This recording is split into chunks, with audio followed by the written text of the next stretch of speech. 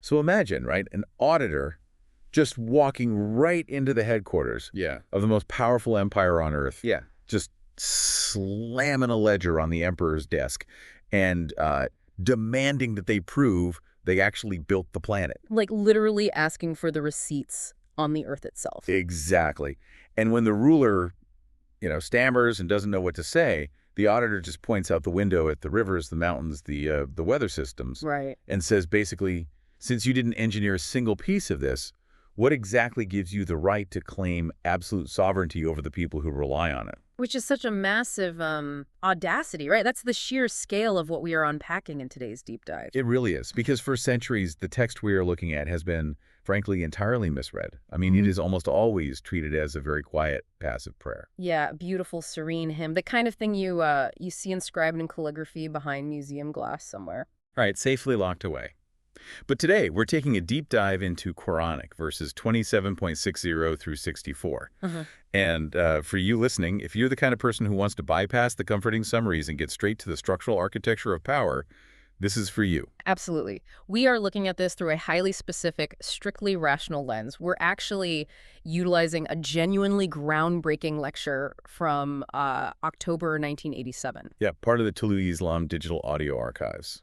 Lecture 7 out of 10, to be exact. Right. And the premise of this 1987 analysis is that it completely strips away all the theological sentimentality. We were doing a sociological and, I guess, a systems engineering dissection of the text. We're looking at it not as a sermon, but as a razor-sharp survival manual for human civilizations, which is, a huge paradigm shift. It's massive, because the lecture takes 5 specific questions asked in this text, the 5 aman, or who questions, and reveals them to be a hostile corporate audit of literally every authority claim ever made in human history. But to understand the power of that audit, we first have to talk about how power protects itself. The source points out this fascinating psychological mechanism regarding how cultures handle highly disruptive ideas. Right, the containment strategy. Yeah, exactly. Devotional recitation. Yes. The idea that singing a text, chanting it, treating it as this magical spell of gratitude is actually the single most effective way a culture immunizes a text against its own radical content. Which is just a staggering concept to wrap your head around. It really is. You turn a radical political manifesto into a lullaby. Right. So you never actually have to live by its logic or, apply it to your real-world economic systems. Yeah. You just put it in a box labeled sacred and you effectively neuter it. You completely neutralize the threat it poses to the status quo. Because the text asks 5 times, who made the earth? Who brings the rain? And the expected soft devotional answer is just to look up and sigh and say, the divine, how wonderful. Right, a passive acknowledgement. Exactly. But if you read these 5 questions as a political philosopher rather than as a worshiper, the text just transforms. It really does, because each of these questions selects a very specific critical domain of the productive universe. Yeah. You've got geology, hydrology, emergency response, navigation, and meteorology. And it asks a brutally simple question of each one. Who actually built and runs this system? And then, right after every single system is named, it drops this diagnostic protocol question. Yes. It asks, Ayalon ma'alahi, which traditionally translates to something like, is there a God besides God? Right. But the 1987 socio-economic analysis translates that underlying systemic concept totally differently. It translates it as, is there an authority beside the rational principle? And the implied answer there just entirely dismantles human arrogance. It establishes that whoever is currently claiming political or economic authority over this specific domain, well, they definitely didn't build it. Right. Therefore, their claim to ultimate sovereignty is structurally illegitimate. It's basically exposing management fraud on a civilizational scale. Okay, I do need to push back on this audit framework for just a second, though. Sure. Because, you were saying human rulers didn't build the hydrology or the geology. Fair enough. No king built the tectonic plates, obviously. Obviously. But ancient empires, and, modern states for that matter, they do build infrastructure. They build aqueducts. They build the Hoover Dam, electrical grids, highways. Doesn't that immense physical labor give a state or a corporation a legitimate claim to tax and control the system? That's a great point, and that is exactly the crucial distinction the text is making. That's where this concept of the rational principle comes in. Okay, how so? Well, the text doesn't condemn the building of aqueducts or the management of resources. What it condemns is the error of equivalence. The error of equivalence. Right. A legitimate state acknowledges it is merely managing an uncreated system. It manages the water on behalf of the public good, but it recognizes that the source of the water, the actual thermodynamic engine of the planet, is a free endowment. Ah, I see. But the illegitimate state, the tyrant, they build a pipe and then they claim ownership of the river itself. They claim creative authority. So they act as if their middle management infrastructure makes them the sovereign author of the resource. Exactly, which they then hoard to extort the population. So they're monetizing a foundational system they just happen to tap into, and then demanding we treat them like the inventors of the universe. Exactly that. Wow. Okay, if that is the trap, let's spring it. I want us to systematically walk through the exact 5 domains being audited here so we can see exactly how this text breaks down the infrastructure of human civilization. Let's do it. So domain 1, verse 27.61, it asks, who made the earth a dwelling place? And the Arabic word used there is Karan. And who placed rivers in it, and placed immovable mountains, and placed a barrier between the 2 seas? Let's analyze that word, Karan. It implies a state of stability, right? Yeah. A place where one can rest and actually establish preeminence. We're looking at the geological and hydrological infrastructure of the planet. Tectonic stability and self-replenishing freshwater. Yes. Without those 2 elements, permanent human settlement is literally impossible. You cannot build a city, let alone a whole civilization, on shifting magma or in a place without a constant influx of water. Right. So the text establishes the absolute foundational layer of any economy, a biological and geological system that no human political authority actually engineered. And it specifically mentions the barrier between the 2 seas, which, if you think about it, systems engineers would immediately recognize as the delicate balance of salinity, Oh, absolutely. where freshwater rivers meet saltwater oceans and estuaries, preventing the oceans from basically salting the freshwater supply. It is a highly specific, finely calibrated engineering reality. Which brings us to the inevitable consequence of living on that foundation. What happens when the people living within that geological system face an existential crisis? Right. System failure. Exactly. The text anticipates this exact failure next, moving to the second domain in verse 27.62. It asks, who responds to the distressed caller when they call out and removes the harm and makes you successors on earth? And I feel like this verse is arguably the most misunderstood in the entire sequence. Without a doubt. Because the word for the distressed caller is al-mudtar. And the traditionalist view looks at this and immediately, pivots to mysticism. They say, this is about dua, magical supplication. Right. The idea that if you are in terrible trouble, you utter a specific phrase and the physical laws of the universe are just temporarily suspended to save you. Exactly. But the 1987 lecture spends a massive amount of time dismantling this superstitious view. It really does, and it requires a rigorous linguistic deep dive to understand why that traditional view is so structurally corrosive. Because the root meaning of the word dua has degraded over centuries. How did it originally translate? Originally, it absolutely did not mean a magical wish. It literally means to call out or to seek direction.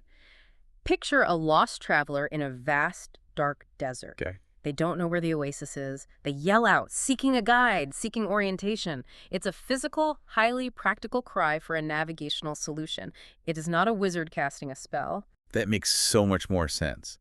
And the lecture uses an incredibly brutal, almost jarring example to illustrate this, right? Yes, the poison example. Right. It says, if a man willingly swallows a lethal dose of poison and then falls to his knees, closes his eyes, and intensely, emotionally begs the universe not to let him die, he'll still die. He will die. Because the rational physical laws of the universe, which the text actually refers to as kalimatullah, the immutable laws of God, they do not change just because you are upset. Right. Gravity doesn't pause for a chant, and biochemistry doesn't reverse itself just because of the sincerity of your emotions. Exactly. The universe operates on fixed rational laws. Therefore, if dua isn't a magical bypass of physical reality, we have to ask a much harder question. Which is? What does the text actually mean when it says the rational principle responds to the al-matar? Remember, the al-matar is the person pushed to the absolute edge of survival, the one in genuine, inescapable duress. Okay, so who responds? The lecture argues that responding to the al-matar is actually the fundamental definition of the welfare function within a rational social order. Whoa.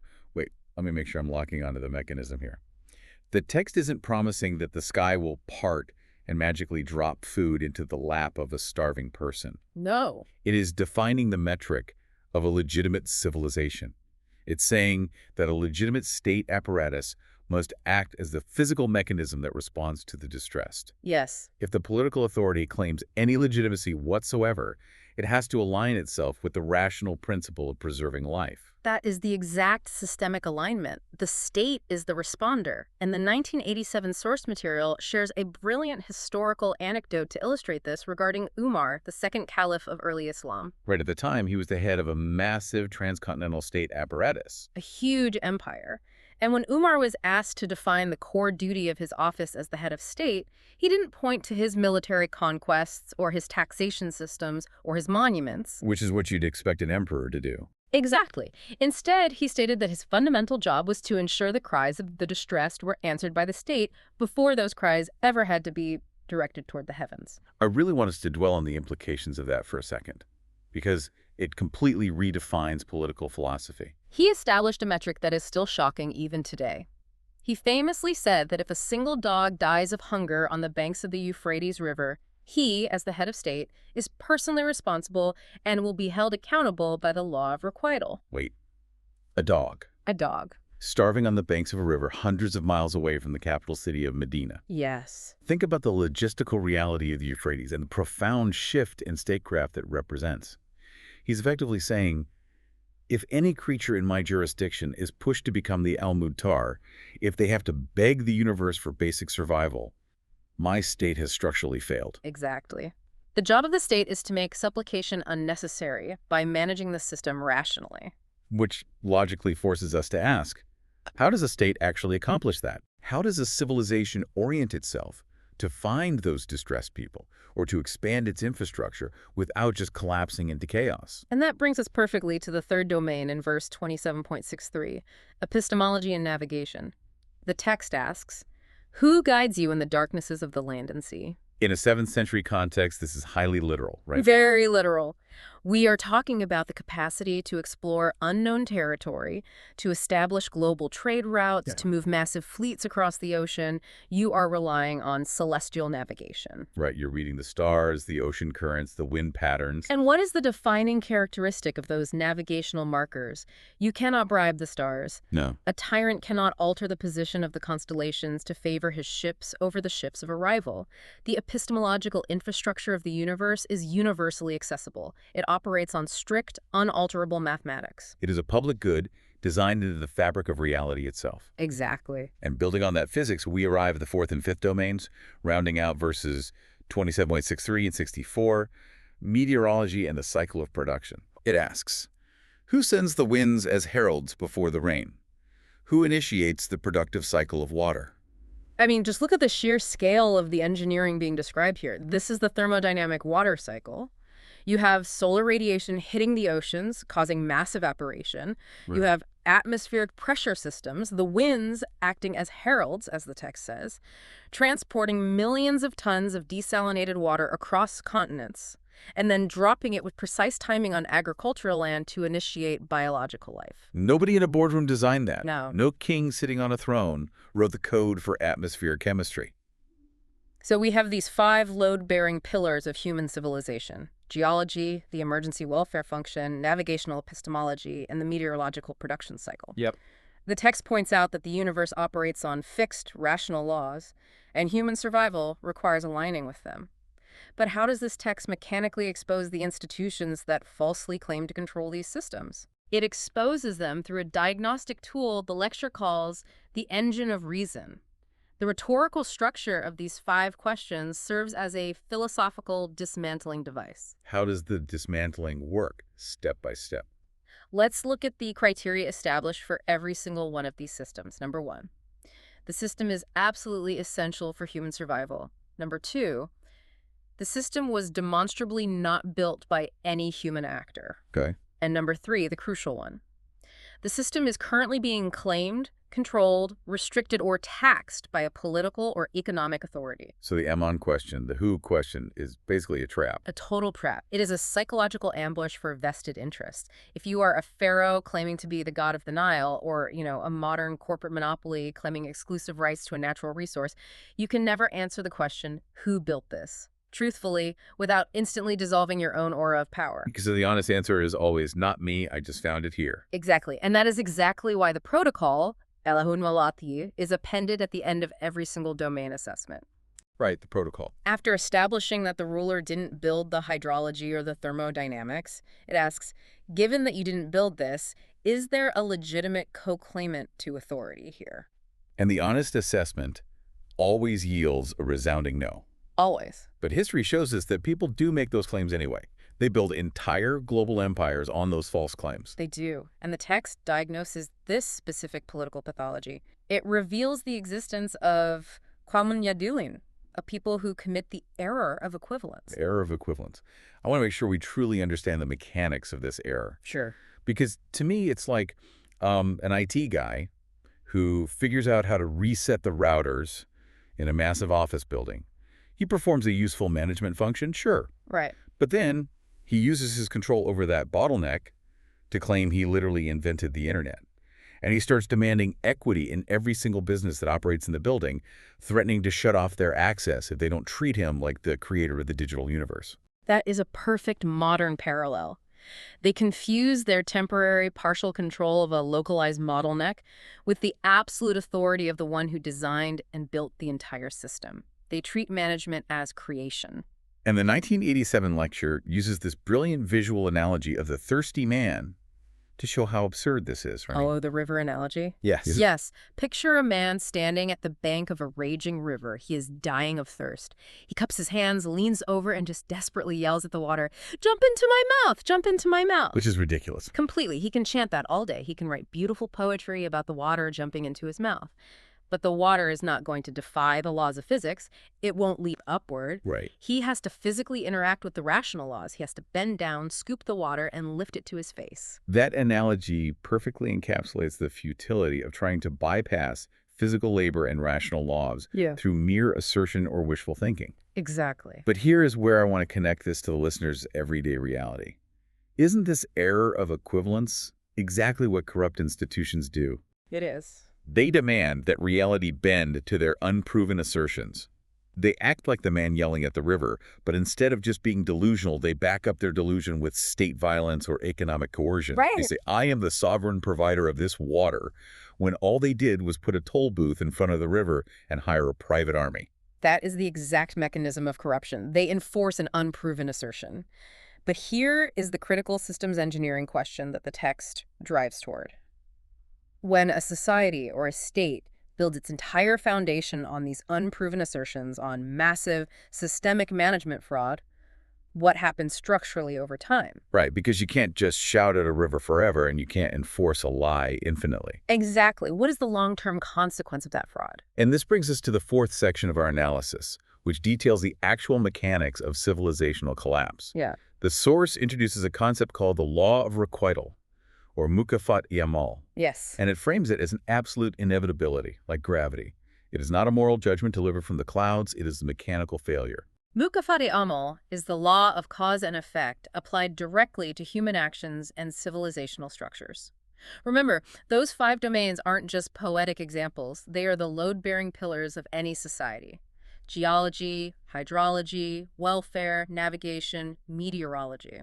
So explain the mechanism for us. How exactly does management fraud lead to physical collapse?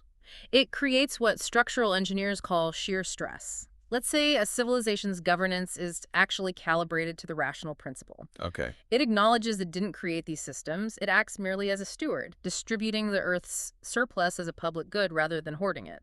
It deploys its navigational and meteorological knowledge to benefit the population. That civilization is structurally sound. Its political claims match its actual engineering input. That makes sense. But conversely, if a civilization is built on the false claim that the middle managers are actually the creators, they have to work constantly to hide the truth. Exactly. The gap between their tyrannical claim of absolute control and the actual physical reality widens over time. To maintain the illusion, the state has to expend more and more energy. Like friction in a machine. Precisely. They have to build massive propaganda apparatuses. They have to fund huge bureaucracies and military forces just to guard the toll booths they put in front of the free rivers. The cost of enforcing the lie, literally bankrupts the society. Wow. The internal structural fault grows, and the law of requital ensures that eventually this gap between the lie and the reality closes, and it closes catastrophically. Just think about the historical examples the text uses to prove this point. Pharaoh's stayed in Egypt. Yes, perfect example. The pharaoh claimed literal ownership of the Nile and the agricultural surplus. He committed the ultimate error of equivalence. He really did. And because of that, he needed a massive, slave-driven architecture and a brutal military to enforce his claim over a river he obviously didn't build. And what happened? The system became unsustainable and collapsed under its own weight.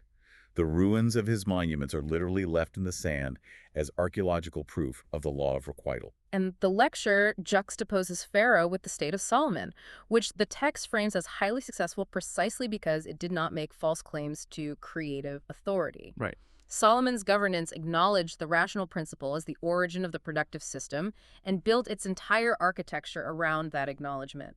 It managed the surplus efficiently without the massive friction of a divine lie. And the way the 1987 source material reinterprets the story of Noah is perhaps the most profound illustration of this entire concept. It's so good. Traditionally, we're taught that the story of Noah is the ultimate tale of magical salvation. The flood comes, Noah prays, and God miraculously saves him. But the lecture points out a specific, highly technical phrase in the text regarding Noah's survival. When Noah was in distress, facing the ultimate emergency of the geological flood, the rational principle didn't magically teleport him to safety on a mountaintop. Oh. The response to his distress was a strict engineering command. Build the ark under our eyes. Right. The Arabic phrase is by Uyunina, under our supervision or according to our blueprints. Meaning construct this vessel according to the strict rational engineering principles of buoyancy, hydrodynamics, and structural integrity that govern the universe. Which means survival requires physical labor and absolute adherence to physical laws. You can't just cross your fingers and hope a pile of wood floats. No, you have to cut the timber, seal the pitch, and design the hull so it displaces water correctly. Passive hope does not survive a flood. Only rationally aligned action does. And if we connect this to the overarching theme of the 5 domains, it just completely strips away the excuse of victimhood or passive reliance on a higher power to fix our systemic messes. It demands profound, unyielding agency. It's basically a warning. A huge warning. The text is saying that if you mismanage your geology and hydrology, if you allow your civilization to be built on a fault line of management fraud and hoarded resources, the flood is coming. The law of requital guarantees it. And when it comes, you better have engineered a socio-economic solution, not just memorized a prayer. Exactly. So this absolute, uncompromising logic of requital destroyed ancient empires that mismanaged their geology and hydrology. But I want to bring this directly to you, the listener, because you aren't living in ancient Egypt. You aren't navigating by the stars in the 7th century desert. Right.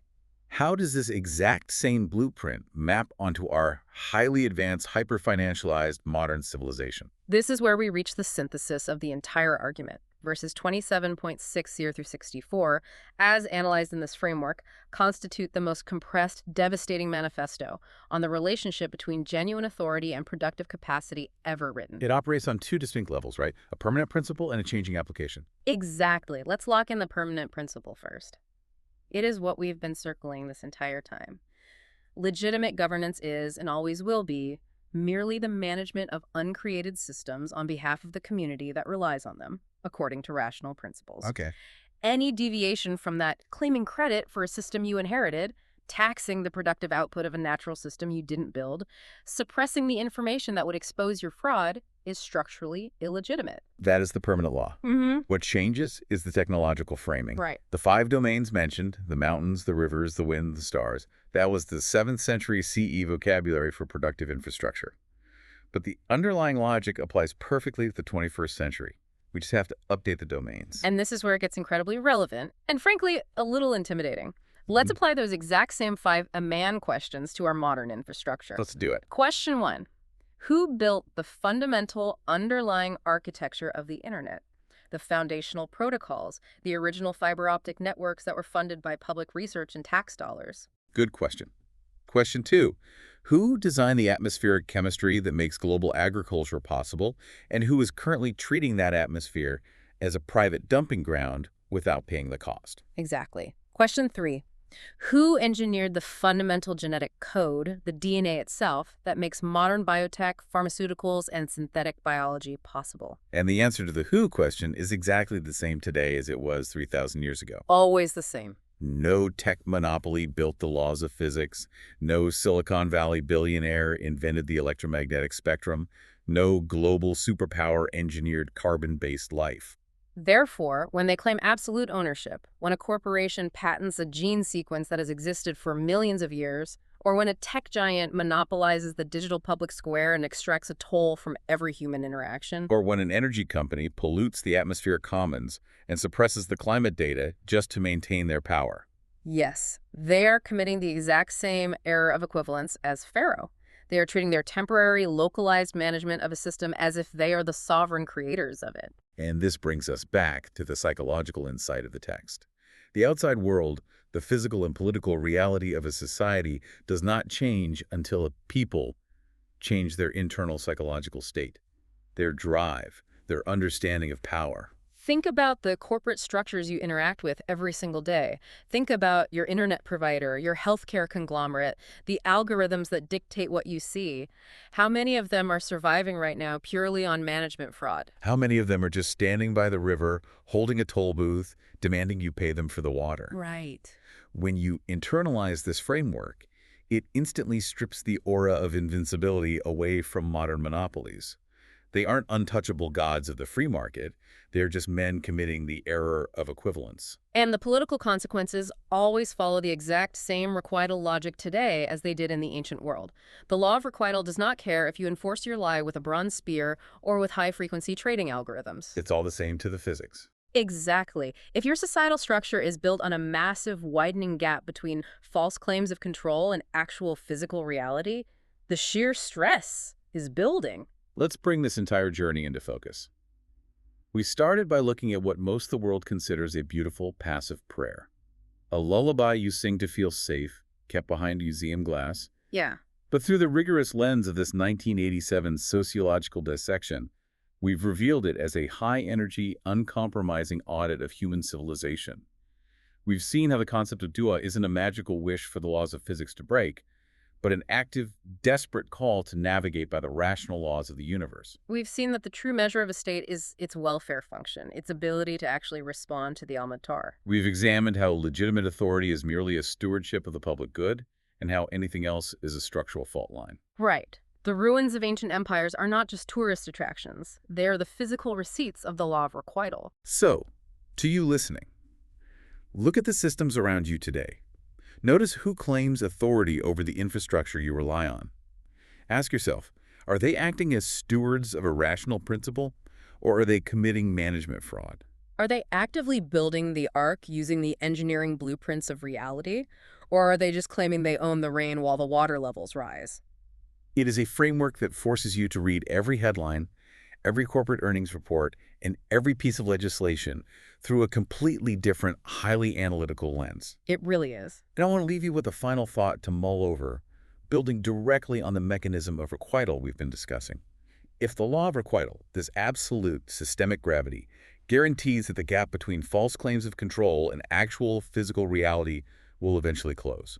It always closes. Considering the current state of our global climate, the fragility of our financialized economies, and the sheer hubris of our digital monopolies, how close are we to a civilizational closing of the gap? That's the real question. The sheer stress is palpable. The museum glass is already cracking. What will that systemic correction look like in our lifetime? Well, given the historical precedents we've examined today, it will require profound rational engineering to survive it. Stay curious and start building the ark.